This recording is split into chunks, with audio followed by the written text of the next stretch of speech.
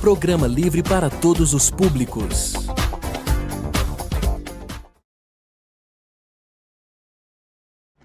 Olá você que está nos acompanhando. Nós hoje estamos fazendo uma abertura desse programa que chama Um Dedinho de Prosa. Ou seja, a gente vai, na proposta nossa, fazer um programa solto, um programa alegre, bater papo, descontraído. Esse programa se propõe a ter vários moldes, né?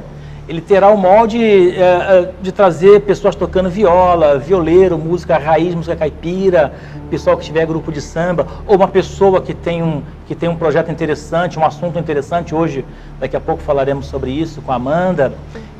Alguém que saiba fazer alguma coisa legal, alguém que saiba ter uma receita legal, sabe fazer um artesanato, enfim. Pegar nós que somos da comunidade e mostrar os nossos talentos e conversar. Porque o momento que nós estamos passando agora é um momento tão difícil, né? Puxa, é um momento tão complicado e que a gente precisa de um espaço para falar de outras coisas. Claro que estamos todos preocupados com a questão da pandemia, mas tem outras coisas aí atrás disso. Tem outras coisas que a gente pode estar conversando, aliviar um pouco o peso do coração. Enfim, essa é a proposta desse programa. Então, você que veio, que está chegando aqui, você que é o primeiro a nos acompanhar, muito obrigado, a sua presença aqui é fundamental, porque sem você a gente não tem o que fazer aqui, né? Nós fazemos isso para você, Então, se você gostar desse programa, visite nas nossas páginas, convide os amigos a participar. Então, esse programa ele é feito muito simples, de maneira muito simples, mas a ideia é trazer conteúdos que, de fato, representem algo importante na nossa vida. E aí, sem mais delongas, nós hoje temos aqui a entrevistada de hoje. A Amanda, ela vai se apresentar, né? Amanda, diz seu nome. Então, ela vai se apresentar.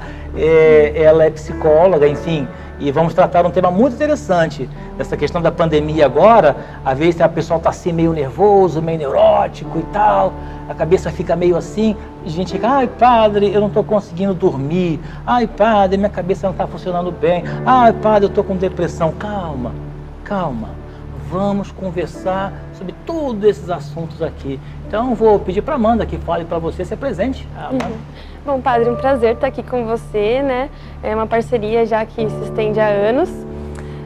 Bom, eu sou psicóloga, né? Trabalho na área organizacional há 10 anos e na área clínica estou me aventurando aí faz 4 anos, já que tenho um projeto com o padre, né, padre? Começamos em Artemis e agora estamos aqui em São Pedro. E é uma oportunidade muito bacana de mostrar para vocês um pouquinho sobre informações que são divulgadas hoje na mídia, mas que ainda muitas pessoas não têm acesso, né? Saúde mental, depressão, né? Ansiedade. Falar um pouquinho disso para vocês. Legal, Amanda, legal. A Amanda, ela já é parceira nossa de outras datas. Fizemos trabalhos lá em Artemis, né? Sim. E foi um trabalho muito legal. Tem pessoas, não vamos dizer os nomes, né? Por questão de ética, pessoas que realmente deram uma guinada na nossa vida. Isso é muito importante. Acho que esse assunto que nós vamos tratar agora, ele é um assunto espinhoso, né? Espinhoso. Quem não conhece alguém da família, um amigo, um vizinho, que está passando por uma situação de desgaste mental, de depressão ou de acirramento de um complexo mental, enfim. Eu queria ver com você, Amanda, você falou da questão da saúde mental. Isso é muito interessante. É um tema que a gente não vê se debater por aí, e ele é crucial. E se você pudesse desenvolver um pouco a questão da saúde mental, depois a gente adentra na questão da pandemia, no nosso cotidiano. Legal. Eu resolvi trazer até esse assunto, padre, porque eu percebo que as mídias estão comentando, cuide da sua saúde mental, né? Preserve a sua saúde mental. Mas o que é a saúde mental, né? O que seria isso para nós, né? Então, assim, quando a gente fala de saúde, a gente fala de equilíbrio, né? Tanto do corpo quanto da mente. Saúde mental é isso, né? A capacidade de nós conseguirmos nos adaptarmos, né, a essa situação e todas as que aparecem. Então a gente chama na psicologia de autorregulagem, autorregulação, né? É a questão da pessoa ter a capacidade de passar por períodos adversos, né, então situações adversas, e conseguir se aceitar naquele período e também se adaptar a ele. Essa é a questão principal. Como fazer isso? A gente pode falar um pouquinho aqui, né, padre? Claro, eu acho que... Porque senão fica muito genérico, né? Lembrando que estamos falando para pessoas do cotidiano, uma mãe de família, um pai de família. Claro, também teremos pessoas de conhecimento técnico interessante, mas acho que era bom a gente esmiuçar um pouco isso. Como que eu poderia, vamos dizer assim, como que eu poderia, nesse momento tão difícil, na prática, como que eu poderia trabalhar a minha saúde mental? Quais são os exercícios, quais são as pistas que a gente poderia estar conversando? Acho que a primeira coisa foi a quebra na rotina, né? A mudança de rotina drástica que nós tivemos nos últimos dias, né? Eu mesma fiquei 50 dias em casa e não é fácil quando você não planeja, né, padre? Eu notei, assim, que nas mídias muitas pessoas desesperadas, né, pensando sobre depressão, falando sobre angústia de estar em casa e tudo mais. Eu acho que o grande acontecimento da pandemia, da quarentena e tudo mais, nos faz se adaptar de forma a olhar para a nossa rotina, porque geralmente as pessoas já tinham uma rotina. Quem trabalha já tem uma rotina todo dia. Exato. Aquela pessoa que trabalha o dia inteiro, chega em casa, cuida de casa, lava roupa, né, cuida dos filhos, e aí chega em casa, chega na pandemia, você tem a quarentena e fica o dia todo em casa. Eu acho que a grande sacada nisso tudo é você criar uma rotina dentro de casa. Todos os dias você fazer um cronograma mesmo. Então, de manhã eu vou passar roupa, à tarde eu vou fazer uma compra, né, pela internet, sei lá, compra de comida, ou vou organizar um guarda-roupa. Eu, por exemplo, quando eu fiquei em casa nos 50 dias, inicialmente estava pensando, poxa vida, o que eu vou fazer, né? E aí depois eu comecei a pensar, bom, então de terça e quinta eu vou limpar a casa, de segunda, quarta e sexta eu vou ler, né? Então de manhã eu leio tal leitura, à tarde eu vou ler outro tema, e foi assim que eu fui me organizando para que eu pudesse criar uma rotina da mesma forma que eu tinha no meu trabalho, né? Então eu criei uma rotina e consegui minimizar os pensamentos negativos. Eu acho que a grande questão é essa, né? A nossa cabeça, a nossa mente, ela nos controla, né? Então os nossos pensamentos, muitas vezes obsessivos, nos faz sentir coisas, né, que nos angustiam, né, padre? Exato. Você tocou num ponto que é muito interessante e que no estudo que eu estou fazendo, né, você sabe que eu estou especializando em psicanálise, e é a questão dos pensamentos obsessivos. Sim. Os pensamentos obsessivos, que eles nascem originalmente, fruto de um recalque anterior. A pessoa, ela tem uma dificuldade em relacionamento, dificuldade sexual, dificuldade na vida profissional, dificuldade na vida religiosa. E quando há esse processo que nós estamos começando agora, estamos no caminho dessa quarentena, provavelmente vai se estender um pouco mais, tudo indica, né? Mas o importante é que saiamos vivos, inteiros dela, leve o tempo que levar. A gente, no começo, eu tiro por mim, por exemplo, no começo, você fica assim, nossa, o que eu vou fazer? Exato. A gente reclama tanto falta de tempo, e quando chega o tempo você fala, nossa, e agora? Porque nós temos uma dificuldade de olhar para nós mesmos. E a quarentena, a pandemia, está fazendo isso com todo mundo. A gente agora tem que se olhar. Agora nós somos um espelho que reflete o nosso interior, e nós conseguimos detectar nossas falhas, nossos defeitos, porque antigamente, antes da pandemia, a gente se escondia na questão do não tenho tempo. Sim. Sabe, eu não tenho tempo, eu estou muito ocupado, e começa a fazer 1 milhão de coisas. Na verdade, isso aí oculta muito o que nós temos que trabalhar dentro de nós. Então, esse fato que você falou de criar uma rotina, eu acho super interessante em 2 aspectos. Primeiro que é importante você ter um objetivo. Ah, mas limpar a casa é um objetivo? Claro que é. Ah, mas eu cuidar do meu jardim é um objetivo? É um objetivo. Eu estudar, claro, aproveitar para estudar, inclusive fazer aqui uma propaganda, né? Escrevi um livro sobre comportamentos que transformam, já está na editora, acho que acredito em outubro o livro estará pronto, viu? Então vamos... Bom, padre. Quero ler. Você vai ler, pode deixar. Então, a gente criar mecanismos pequenos que sejam, mas que nos foge daquele pensamento obsessivo. Se uma pessoa fica em casa, manda, mas e agora? A pandemia, morreu tantas pessoas, tem tantas pessoas infectadas. É um fato. Mas a gente não pode guiar a nossa vida em cima disso. Criar rotina. Eu achei a rotina de escrever, de ler, de estudar, de fazer faxina, mas é importante. Uma coisa importante para concluir, o entrevistado aqui é você, não sou eu. Imagina. O importante também é ter horário. Sim, não é isso? Cronograma, porém não ficar tão fixo a ele, né? Porque tem pessoas que acabam se martirizando por não conseguir fazer algumas atividades, né? E você pensa, nossa, hoje à tarde eu não fiz nada, né? Eu sou folgada.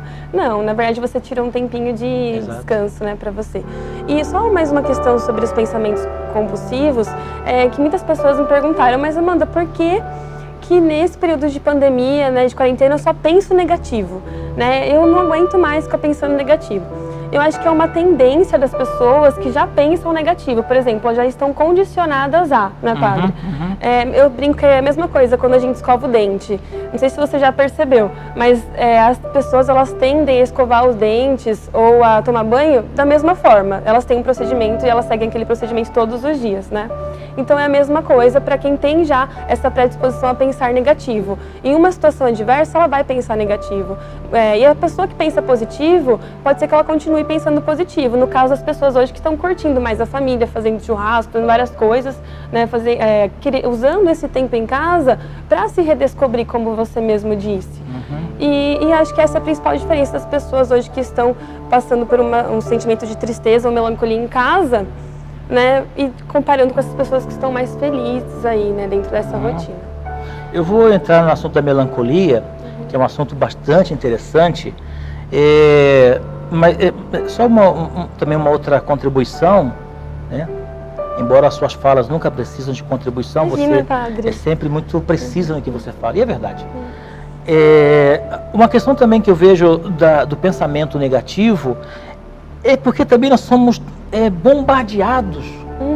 Você liga em qualquer canal, qualquer televisão, Sim. eles só falam dessa mesma assunto. Claro, é importante, você que está em casa sabe que eu não estou brincando com isto.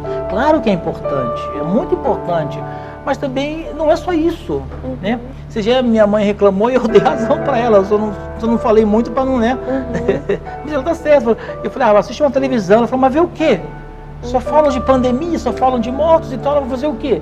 Então, a gente acaba também sofrendo esse condicionamento daí, né? Então, se a pessoa que não está nos acompanhando, se você, ou o senhor, a senhora, ou conhece alguém que está com esse pensamento tão negativo, o primeiro ponto que eu diria é desligue. Desligue. Vá assistir desenho animado. Vai assistir o Pica-Pau. Nem sei se ainda passa o Pica-Pau. Eu assisto o Simpson. Eu gosto também. Aquele Bart e aquela Lisa ali, eles são os capeta. O patrão do Simpson lá, o Sr. Bird. Bom, enfim. Então faça alguma coisa que te faça rir. Entende? Saia um pouco dessa mesmice. A gente não sabe que a situação está aí, mas é importante também, sabe, um pouco dar uma desligada, fazer coisa que me faça rir, ver uma piada, ver uma comédia, fazer uma bobaginha. Mas a melancolia, Amanda, a melancolia é uma coisa muito presente em todos os tempos. Agora talvez um pouco mais, porque agora tudo se superlativa, né? Tudo assim aflora muito mais. Mas a gente percebe que a melancolia é uma coisa que está no nosso cotidiano, né? Como que a gente pode identificar quem sofre de melancolia? Ou como eu posso ajudar, se for possível, aquele que tem esta melancolia? Eu acho que a questão maior é você observar os seus próprios pensamentos, né? A questão da melancolia é como a gente observa as situações. O melancólico, ele vai, né, sempre tender para o negativo. Né? E as pessoas que já, né, estão em um estado de equilíbrio, normalidade, tendem a achar, né, o copo meio cheio ou o copo mais cheio, né, digamos assim. Então, eu acho que a primeira questão é a própria pessoa identificar. Poxa vida, eu penso, né, em tristezas, tenho pensamentos negativos, aonde, em que situações aparecem esses pensamentos, né? O porquê que aparecem, né? E será que realmente isso está acontecendo? Porque nós nos enganamos, não é, padre? Sim. Com tudo isso. E às vezes também a intensidade desse sentimento. Às vezes dentro de casa, convivendo durante esse período de pandemia, às vezes nós temos alguns desentendimentos, né, com os nossos mais próximos ali. E depende da forma como a gente avalia esses desentendimentos, tem pessoas que acabam tendo um desgaste muito maior por conta dessa intensidade. Então, eu acho que o ideal é a gente utilizar um pouco da empatia para entender, poxa vida, aquele outro me machucou, mas será que eu também não machuquei ele? né? E essa tristeza que eu tô sentindo, né?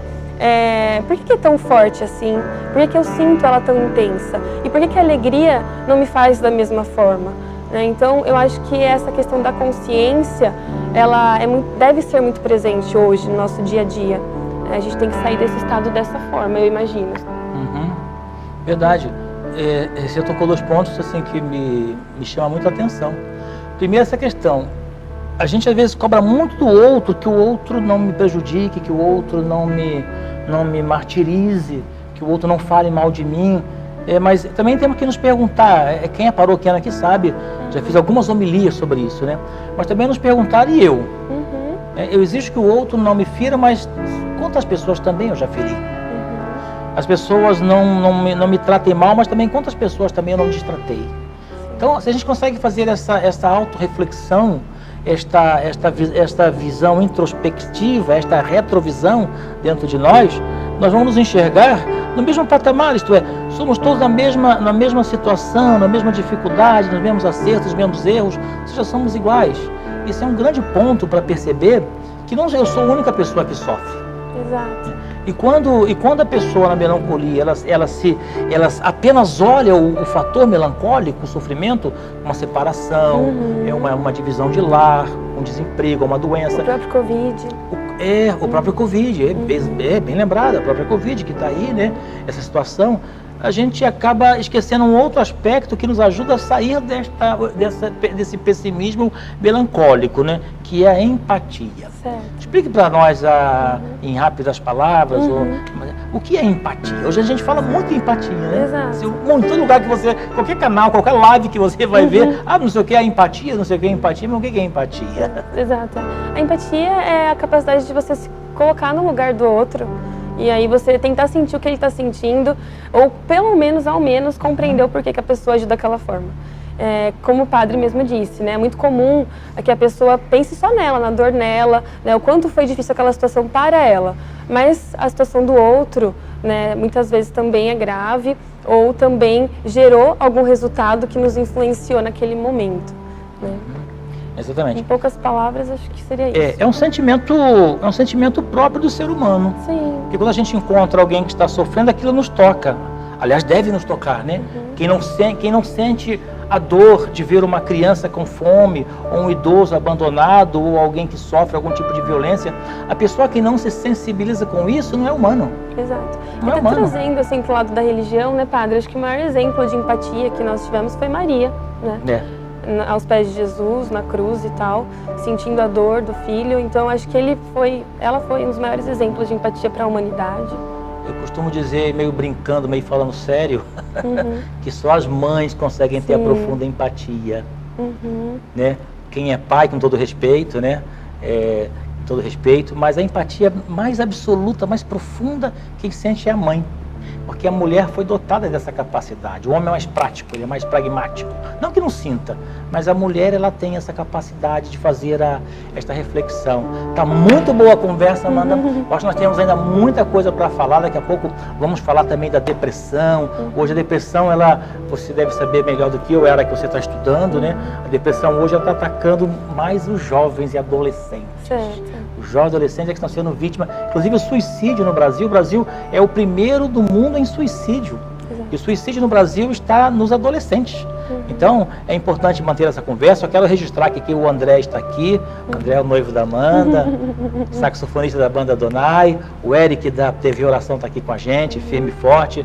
O próximo programa vai ser na chácara dele. Ai, fiquei sabendo que tem uma piscina, fiquei sabendo que tem uma churrasqueira, André. Nossa. Eu levo a cachaça, viu? Tá também o Júnior aqui conosco, participando desse momento. É importante lembrar sempre, saiu de casa, álcool gel no bolso, leva aquele frasquinho, máscara. né? Sim, álcool gel, foi no mercado, saiu de casa, mas padre, a máscara me incomoda tanto, não consigo nem enxergar que o óculos fica com uma tristeza, né? Mas se a máscara incomoda, você imagina um respirador, né? Então, vamos fazer o seguinte, tá bom? Não é gripezinha, tá bom? Não é resfriadozinho, não, é coisa séria. Covid é coisa séria, se cuide. Que você se cuidando, você garante a minha saúde. E me cuidando, eu garanto a sua. tá bom? Amanda, então, e a questão dessa quarentena, sobretudo, não só, mas sobretudo, tem surgido muitas pessoas depressivas. Não que elas são depressivas, mas eu diria que elas estão. A maioria dos casos que eu tenho acompanhado aqui, não é que a pessoa é depressiva. Ai, padre, eu sou depressivo, ai, que dor. Não, na verdade, ele não é depressivo, ele está. A gente consegue fazer essa distinção dessa ser depressivo ou estar depressivo? Sim. Na verdade, a depressão, ela, até nós uma vez já conversamos sobre isso, a questão dos papéis, né, padre? Na sociedade a gente tem vários papéis. E as pessoas que estão, né, em um estado de melancolia ou tristeza, geralmente estão relacionadas a um daqueles papéis. Então, pensando no trabalho, pensando no relacionamento, na família. No estado de depressão, as pessoas elas simplesmente perdem o interesse, o objetivo pela própria vida. Então, elas desistem de todos os papéis. E isso é algo que se estende por um período, né, considerável. A gente não pode estar falando de uma semana ou duas, mas até mais. Então é muito da observação mesmo daquela pessoa. Quanto tempo esse estado de melancolia está? Quais são os comportamentos dela? O isolamento, a insônia ou o excesso de sono, né? Porque tudo isso faz parte do desequilíbrio. Quando nós estamos em estado de desequilíbrio, nós ou dormimos muito ou dormimos pouco, ou comemos muito ou comemos pouco, né? Então... Eu como pra caramba. Mas aí... Chocolate, então, é uma coisa. O seu desequilíbrio seria não comer muito, então, padre. Eu acho que tá equilibrado. Olha lá o chocolatinho. A tentação aí. Tentação aqui pra gente, pessoal. Mas diga lá.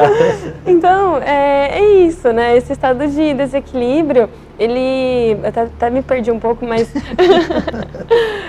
geralmente acontece na depressão, né? A inversão dos papéis, né? A inversão dos papéis, né?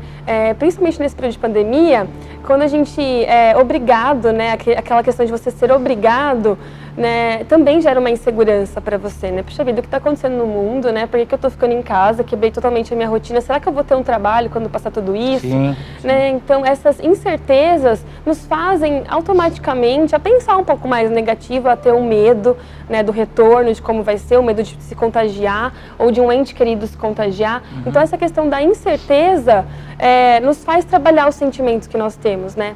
Que é essa questão da insegurança, né, da angústia, da tristeza. A gente também tem que ter um pouco um equilíbrio nisso daí.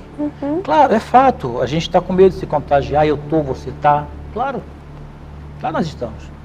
Mas a pessoa não sabe se vai chegar no seu trabalho, o trabalho vai estar lá, se vai conseguir abrir sua empresa, claro, esse é concreto, é um medo concreto. Mas por outro lado também, a pessoa não pode ela ficar já se ocupando-se antecipadamente daquilo que pode vir a ser. Eu penso aqui 2 caminhos. O primeiro é você se preparar. Por exemplo, agora nessa pandemia, o pessoal poderia estar aproveitando, está se estudando, está se preparando, está fazendo um curso, porque hoje tem curso online que é gratuito. O SESC, o SENAI, a Secretaria de Trabalho, Emprego e Renda, a Secretaria Estadual de Trabalho, várias empresas estão oferecendo. Enfim, a pessoa também aproveitar para se capacitar, ocupar a mente, porque vai passar a pandemia, claro que vai passar. Aliás, já tem uma vacina aí que já, agora em setembro, depois até podemos falar sobre ela se for o caso, ela já em setembro já começará a ser vinculada, que já está na Inglaterra, já está acertado que ela de fato, ela é uma vacina contra a Covid, já foi aprovada a vacina. Então em setembro ela chega e o Brasil vai produzir. Aqui no Butantan e também na Fiocruz também será produzida. A vacina chega agora em setembro, já em larga escala para uso. Então, a pandemia vai passar, mas a gente também não pode ficar antecipadamente demais se ocupando com aquilo que não é. Se aquilo for, aquilo será. Exato. Se aquilo for, aquilo será. E toca a vida. Sabe, tenha precaução, melhor dizendo, tenha precaução, tenha equilíbrio econômico, se organize para quando as coisas voltarem ao seu novo normal, porque normal não será nunca mais, vamos ter um novo normal. Outra coisa também que eu vejo, Amanda, eu posso estar equivocado, nós temos as situações de depressão. Por exemplo, tem depressões que são provocadas por uma circunstância fora, por exemplo. um casamento que terminou, um namoro que terminou, uma traição, ou enfim. A pessoa não é que ela é depressiva, ela está atravessando uma fase de depressão, não é isso? Eu acho que é o rompimento da expectativa, né? Aquilo que nós planejamos, que nós idealizamos e que não acontecerá. Então, é a questão de trabalhar, né, a quebra do que você almejou, né, do que você planejou e tudo que você sente a partir disso, né? A frustração, a insegurança por não ter mais aquela rotina com aquela pessoa ou naquele trabalho. E o seu papel nisso tudo, né? A gente se ressignificar. A questão, a questão geral é isso. Quando a gente está com alguém, a gente tem aquele... Quem é você? Você fala, eu sou Amanda, sou psicóloga, né? Sou noiva do André. E aí depois, quando a gente perde um trabalho ou a gente não tem mais um relacionamento, né? Então, olha, eu sou Amanda, sou solteira, eu não sou mais psicóloga. Então, a gente precisa entender qual é o nosso papel de novo na sociedade. Eu brinco que é como se fosse um cristal, a gente quebra ele. E aí depois a gente precisa sair catando os cacos e montando de novo quem somos, né? Acho que é isso que as pessoas sentem. Ressignificar, refazer, retomar a caminhada, né? Eu tenho uma ótima notícia para você que pensa que tudo vai se realizar na sua vida. Eu tenho uma ótima notícia, vai te libertar. Não vai. Exato. Tá bom? Por outros não, né, padre? Por outros não. Sim. Mas então fique tranquilo. Tudo aquilo que você planeja na vida, todos os seus projetos, é uma ótima notícia que eu te dou, não vai acontecer. Ok? Então é saber que a vida ela é feita de quedas e de reerguimentos. Ora, quando eu caio, né, a questão da ressignificação que a Amanda falou, quando eu caio, eu tenho que compreender por que eu caí. Quais foram os passos que eu dei para que a queda fosse a minha herança nesse projeto? E se eu cair, e agora como eu posso superar essa queda? Ou como eu posso reestruturar, ressignificar a minha vida a partir desta derrota? A derrota não é negativa. A derrota não é negativa. A derrota ela traz muito de positivo. Porque se eu sei enfrentar na derrota a capacidade de superação, essa derrota lá na frente vai me garantir a vitória. Desde que eu tenha a seriedade de perceber os passos, elementos que eu dei. Agora, se a pessoa cai, né? Se a pessoa cai e fica só no buraco, né, Amanda? Eu caí. Ai, como eu sofro. Remoendo. Ai, meu Deus, ninguém me ama, ninguém me quer. Ninguém me chama de lagartixa. Ou seja, se a pessoa fica só se lamentando, ela vai ser apenas se lamentar. Agora, você caiu, meu irmão?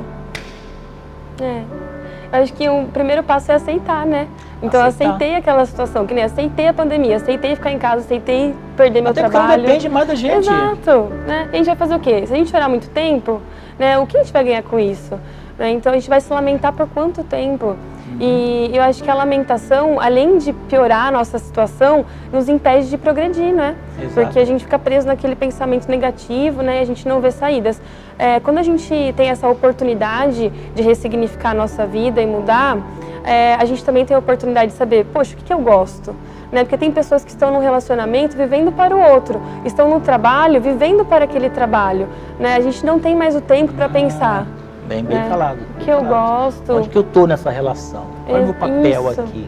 Então, acho que é uma boa oportunidade, como você falou, uma boa oportunidade para você se reinventar e saber o que você gosta, o que você não gosta, o que faz sentido para você agora. Sem dúvida. E esse momento é um momento muito bom que estamos passando, se olhar por esse lado que a Amanda falou, de você se redefinir, você se redescobrir, você se refazer a partir daí. Uma outra coisa que a depressão, assim, ela tem sido muito firme nesse momento, também como que eu posso, a partir da como eu tenho na minha casa um filho, uma filha, uma esposa, um marido, alguém que está depressivo, né? A gente costuma uma pessoa dizer assim, depressão é frescura, que levanta, vai à luta, não sei o que e tal, vai fazer caminhada, vai para a igreja, vai rezar. Meu filho, o último lugar que você tem que ir é na igreja. Entendeu? Porque ali não é o espaço para isso. Porque você vai achar que você vai na igreja e que a sua depressão vai ser salva, que o Senhor vai descer numa nuvem prateada, cor de abóbora, com luzes piscando amarela e azul. Jesus vai falar assim, você está curado. Cara, não vai acontecer. Então, primeiro é você saber lidar com isso. Como que eu tenho um filho, tenho um pai, tenho uma esposa, um marido, enfim, como que eu posso trabalhar isto na minha família? Acho que a primeira questão para essa pessoa, né, que tem um ente na família com esse problema, com essa situação, é reconhecer que essa não é uma cruz dela. No sentido de que não vou ficar depressivo também, né, por essa situação estar acontecendo na minha família. Por exemplo, usuários de drogas. Os pais têm usuários de droga em casa, né? Muitas mães caem em depressão por isso. Mas quando você tem uma pessoa dentro da sua casa que tem esse problema, você vai cuidar dessa pessoa. Bom, então assim, nesse momento, né, essas mães que têm, é diferente de uma situação que as mães, né, têm os filhos, de repente, passando por uma situação de drogas e tudo mais, né, é lógico que vai ter essa sensação de tristeza ou melancolia, mas ela não pode pegar esse sentimento para si, né, e viver ele também intensamente. Ela tem que ser né, ela ou ele, né, os pais em si, eles precisam ter um ponto de apoio, né, padre? Eles são um ponto de apoio. Então, chamar para participar, mesmo que essa pessoa não queira conversar, mas que estejam ali presentes. Muitas vezes, essas pessoas não querem falar sobre o que estão sentindo, mas querem estar ali naquele momento, né? E, às vezes, mesmo que não queiram, né, os pais, eles precisam fazer esse esforço de chamar, de querer entender, né? Principalmente não deixar a pessoa quebrar a rotina dela, porque, às vezes, é uma pessoa que trabalha, que faz curso, que tem já uma rotina atarefada, e com esse sentimento da depressão, eles quebram essa rotina, querem só ficar em casa, né, isolados e tudo mais. Acho que é importante não deixar essa pessoa, nesse momento, quebrar essa rotina. E caso depois, né, com o tratamento seja necessário diminuir, né, as atividades, tudo bem, mas não parar de uma vez subidamente, né, padre?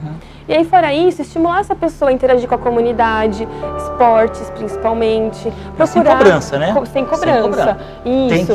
Tem que ir, não é por aí. Não é por aí. Olha, que legal seria, vamos fazer um churrasco, agora não pode mais, mas vamos, sei lá, dar uma volta no parque, né?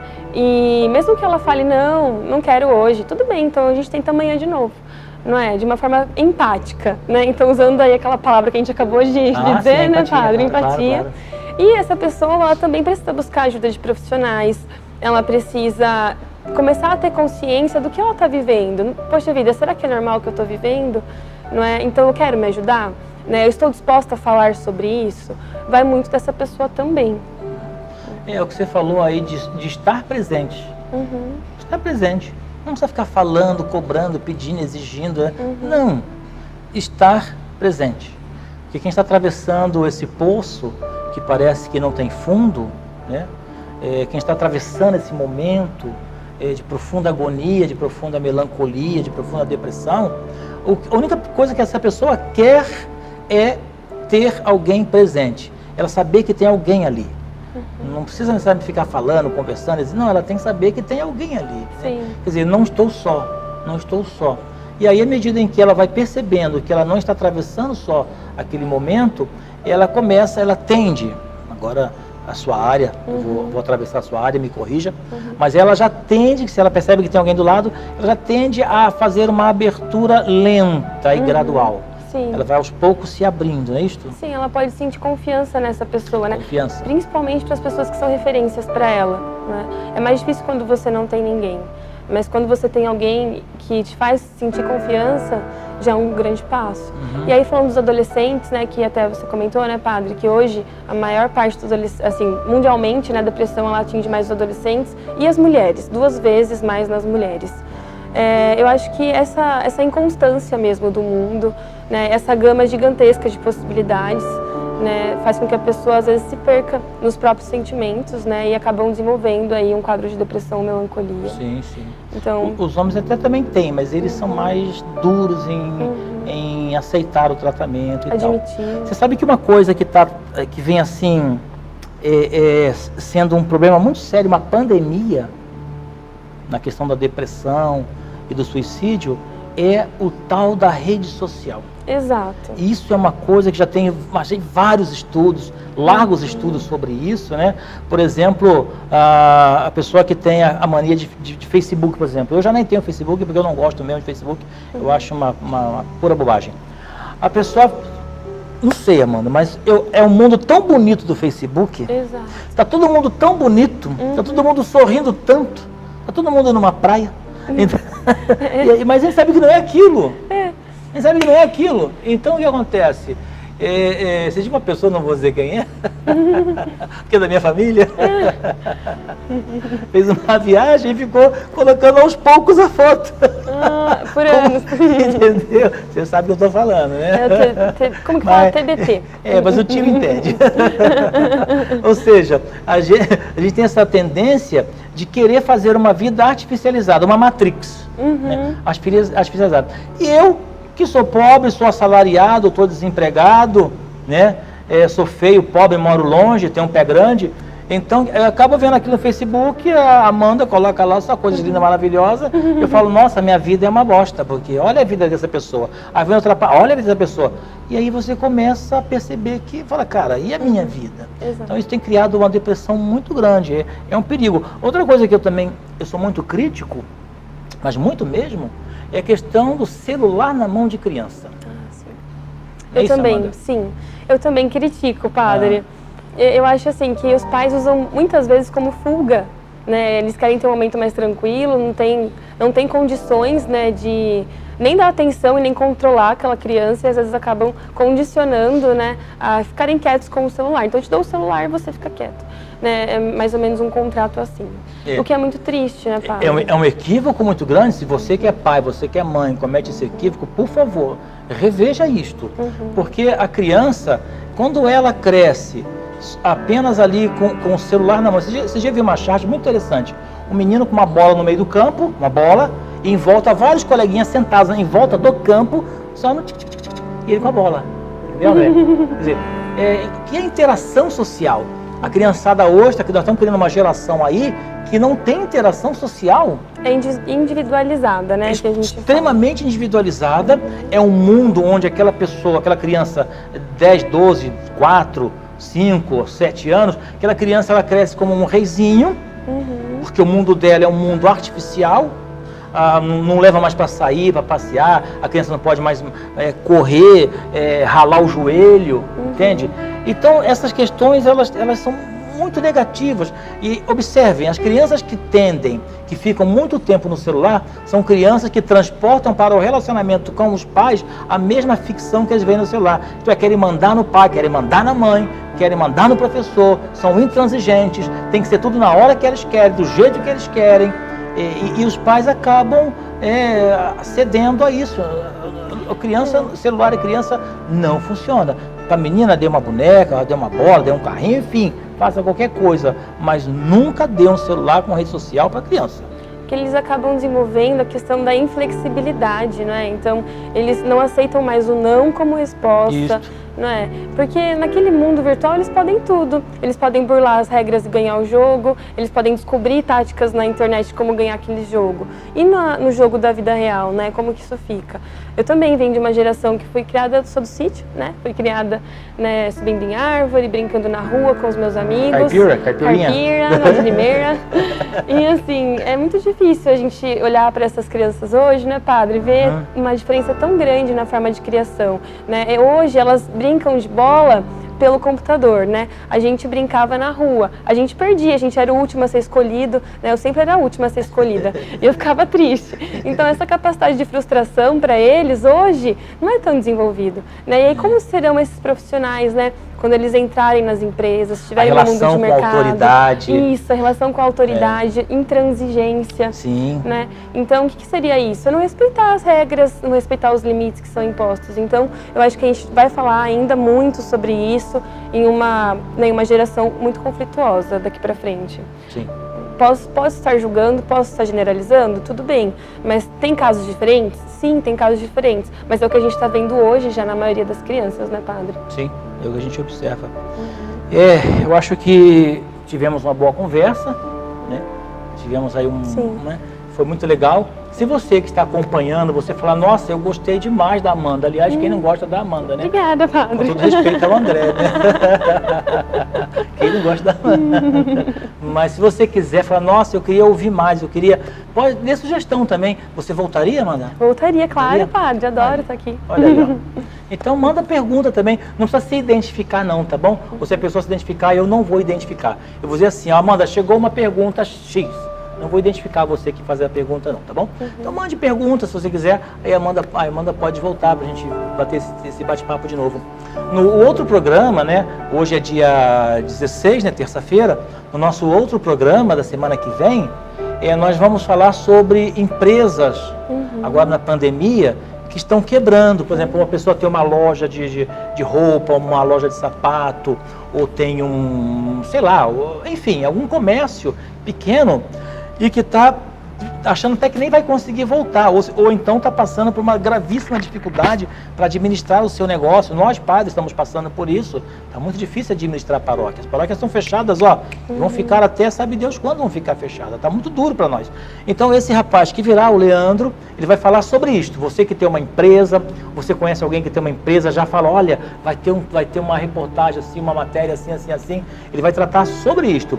Quem quiser também já mandando perguntas sobre a empresa, como eu faço para recomeçar a minha empresa, como eu faço para poder ver a minha dívida, o pagamento das minhas dívidas, como eu faço a questão dos funcionários, já pode mandar pergunta, pode mandar pela TV Oração, né? Pode mandar pergunta na TV Oração ou pelo Facebook da paróquia, e aí quando a entrevista for ao ar, na outra terça-feira, não, hoje somos nós aqui, hoje é terça-feira, estamos nós aqui, na semana que vem, na terça que vem, vamos tratar sobre isso.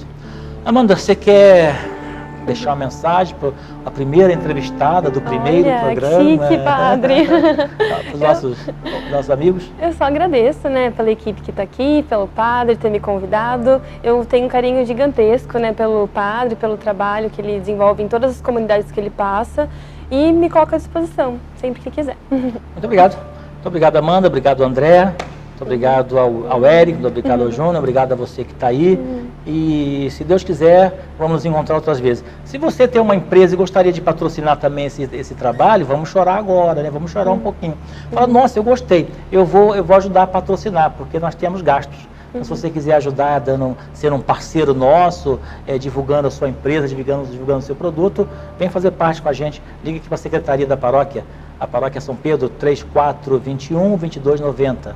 3421-2290 vai estar aqui no GC, está aqui, você pode ver, está aqui no nosso telefone. Entre em contato com a gente, venha fazer parte dessa família vencedora, venha fazer parte dessa família dos filhos de São Jorge. Fique em paz e até semana que vem, se Deus quiser.